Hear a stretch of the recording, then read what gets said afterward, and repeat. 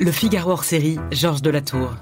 Il fut le Caravage français, peintre des diseuses de bonne aventure et des madeleines repenties, qui transfigura la nuit à la lueur d'une bougie.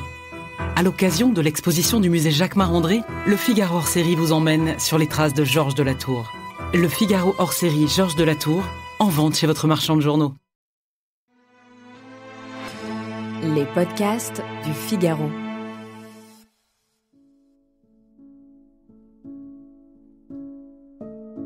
Entre eux, la complicité fut immédiate, l'aisance spontanée, l'éclat de rire franc. L'amitié aussi a ses coups de foudre, ses apparitions, ses révélations. Il l'avait d'emblée complimenté. « Je n'ai pas les moyens d'offrir vos créations, mais toutes les femmes que je connais vantent leurs qualités. » Un aveu et un éloge au moment de faire connaissance. Elle restait sans répondre, probablement ne savait-elle pas quoi dire, surprise par cette entrée en matière.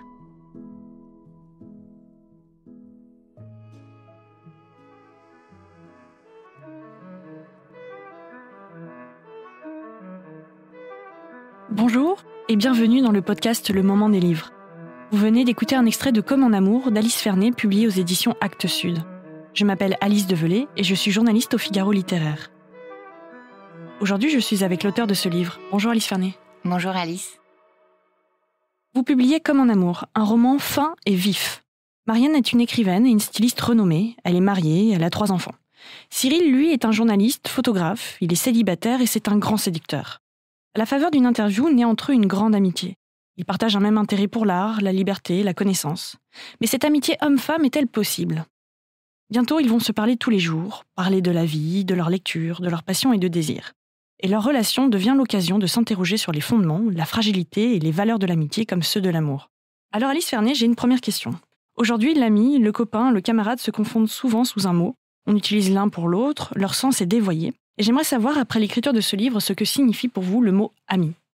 Alors, on le verra dans le livre en écrivant, et je voulais vraiment, effectivement, dès le début, je me suis donné comme sujet l'amitié, et je me suis dit que je n'allais pas raconter les aventures que vivent ensemble des amis, mais l'aventure même de l'amitié. C'est-à-dire, effectivement, la rencontre à l'avenir de cette histoire. Voilà. C'est pour ça que le livre reprend 40 étapes de l'amitié, en quelque sorte, tout ce qui peut se passer quand on est amis.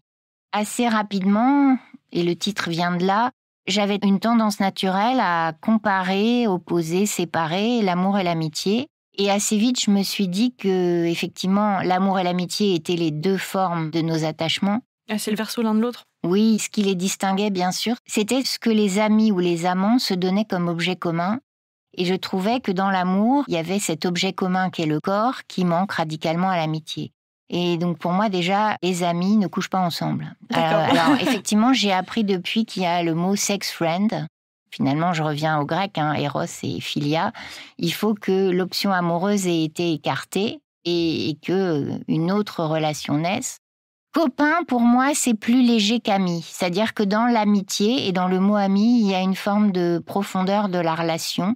Il y a une véritable intimité et c'est ça que je trouvais intéressant. C'est une intimité, mais elle n'est pas amoureuse, donc elle n'est pas corporelle, même si on peut certainement toucher ses amis, mais c'est sans ambiguïté. Ça aussi, c'est très intéressant à notre époque d'aujourd'hui, l'époque de MeToo, où on a peur de la prédation, de la domination. Je trouve que c'est une relation qui est égalitaire, donc elle est profonde.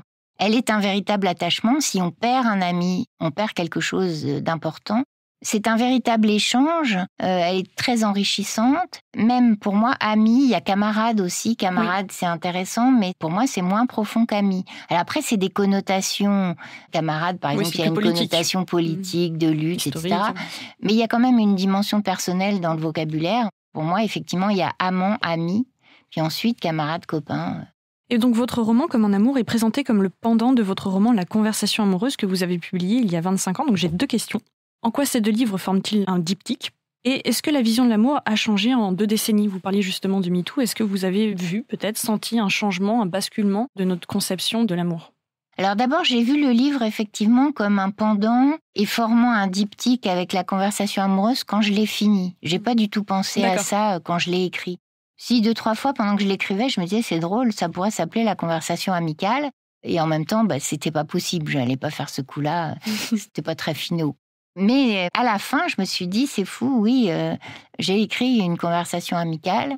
J'ai pas vraiment comparé les deux livres encore que j'aurais pu. J'ai plutôt comparé mon état d'esprit, effectivement des choses que je pensais de la vie et de la vie amoureuse, de la vie sentimentale, quand j'ai écrit la conversation amoureuse et maintenant. Et j'ai eu vraiment le sentiment, oui, que j'étais dans une maturité avec beaucoup moins d'illusions. Et je pense que ce qui ressortait clairement du livre et de mes pensées à moi, c'est que j'ai appris que beaucoup des choses que nous voudrions éternelles ne le sont pas. C'est tragique. Voilà, oui, c'est tragique, que tout finit.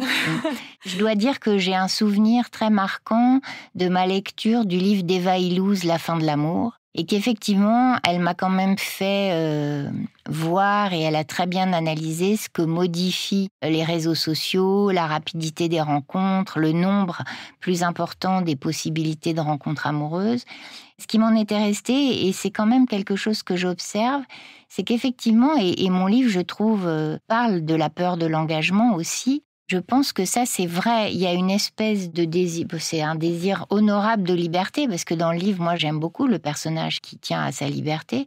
Mais effectivement, parfois, il se trouve qu'il y a un décalage des désirs entre les hommes et les femmes, par exemple, mais sans doute entre tous les partenaires amoureux, qui fait que celui qui voudrait davantage ne sait plus très bien s'il est en train de vivre la véritable histoire d'amour qu'il veut vivre ou pas. C'est-à-dire, je me demande s'il n'y a pas une incertitude plus grande dans une relation.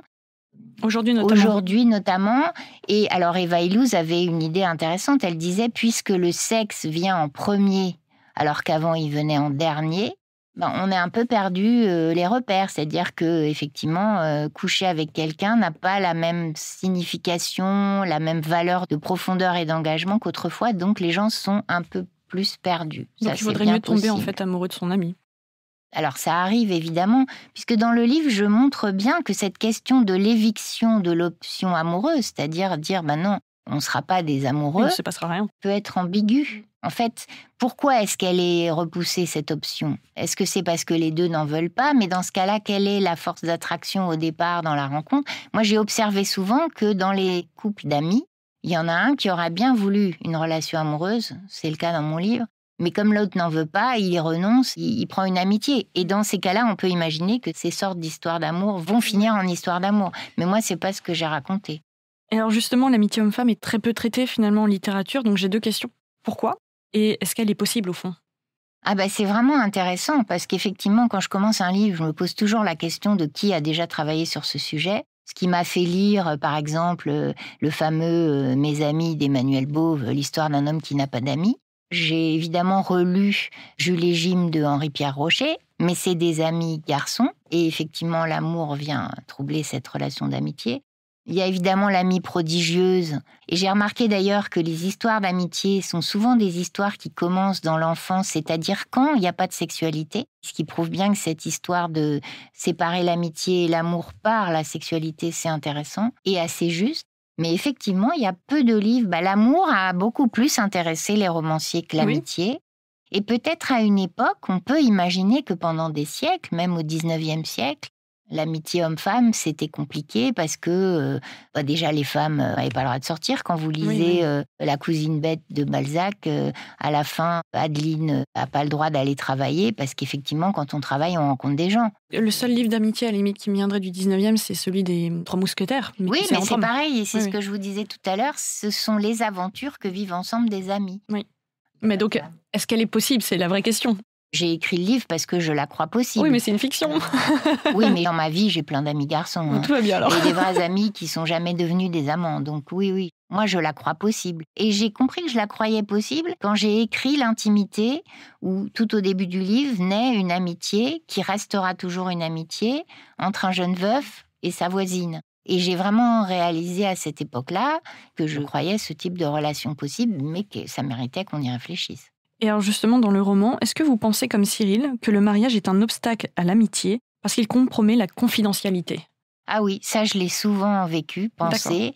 Alors depuis, j'ai un petit peu enquêté en parlant avec les gens et j'ai découvert que les conjoints dans un mariage, pour beaucoup, sont capables de ne pas tout raconter à leur conjoint, et en particulier si un de leurs amis leur confie quelque chose dont ils disent « n'en parle pas à ton mari ou à ta femme ».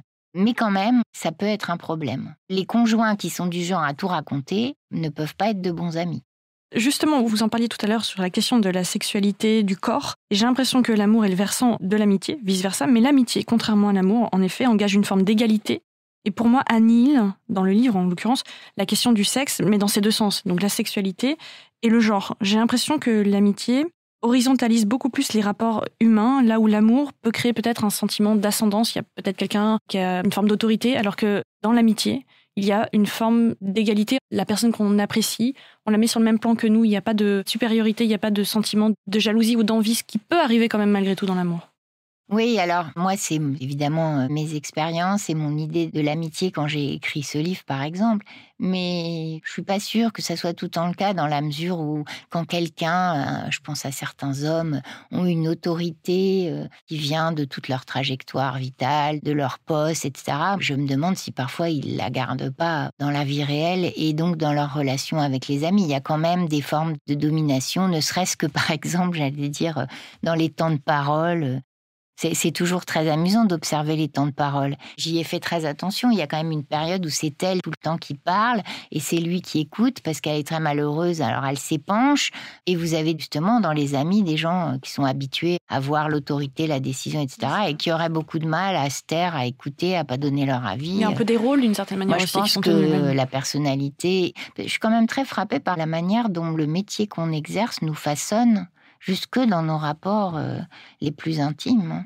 Alors justement, beaucoup de philosophes, d'écrivains ont écrit quand même sur l'amitié. Est-ce que vous êtes plutôt Aristote, qui considère que aimer est un acte, être aimé un accident, car il est possible d'être aimé sans le savoir, mais non d'aimer sans le savoir. L'amitié, c'est aimer plutôt qu'être aimé. Ou est-ce que vous êtes plutôt Montaigne? L'amitié, c'est un nom sacré, une chose sainte.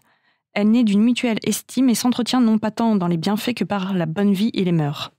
Ou alors Diderot. L'amitié ne consiste pas dans ces démonstrations excessives, dans cette ardeur effrénée qui n'appartiennent qu'à l'amour. C'est un feu doux, mais toujours égal, qui nous échauffe sans nous consumer. Moi, j'aime bien Diderot, déjà, ça c'est sûr. Ça correspond assez bien, d'ailleurs, à l'histoire que je raconte. C'est pour ça que je l'ai ajouté. Mais je trouve que les trois approches ne sont pas contradictoires. Mais alors, en revanche, je trouve que ce que dit Aristote est vrai aussi de l'amour. C'est-à-dire que, l'amitié, effectivement, c'est aimer plutôt l'amour. J'ai toujours trouvé plus intéressant, évidemment plus difficile d'aimer que d'être aimé. Et ça, c'est un vrai sujet. Il y a cette fameuse phrase-là, le pouvoir en amour appartient à celui qui aime le moins. Je pense que c'est très vrai.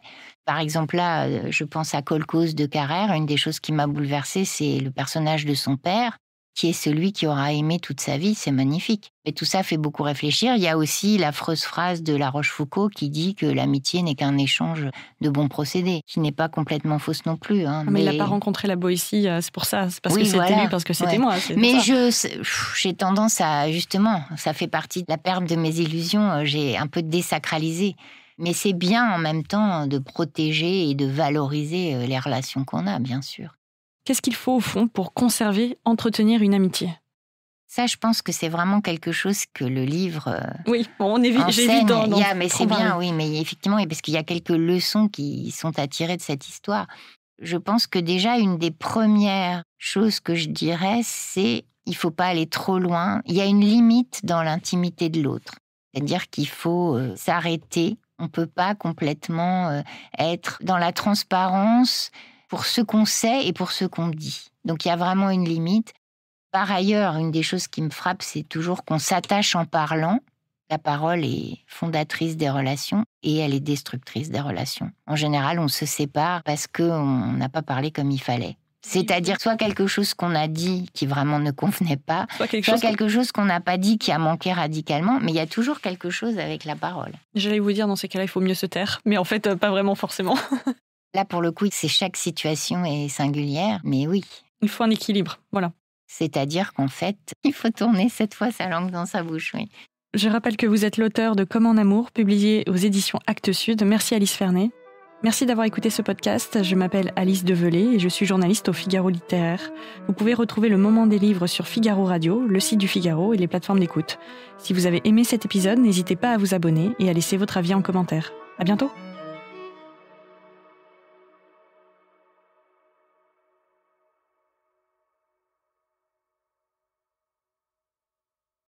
Le Figaro hors série, Georges de la Tour. Il fut le Caravage français, peintre des diseuses de bonne aventure et des madeleines repenties, qui transfigura la nuit à la lueur d'une bougie. À l'occasion de l'exposition du musée Jacquemart-André, Le Figaro hors série vous emmène sur les traces de Georges de la Tour. Le Figaro hors série, Georges de la Tour, en vente chez votre marchand de journaux.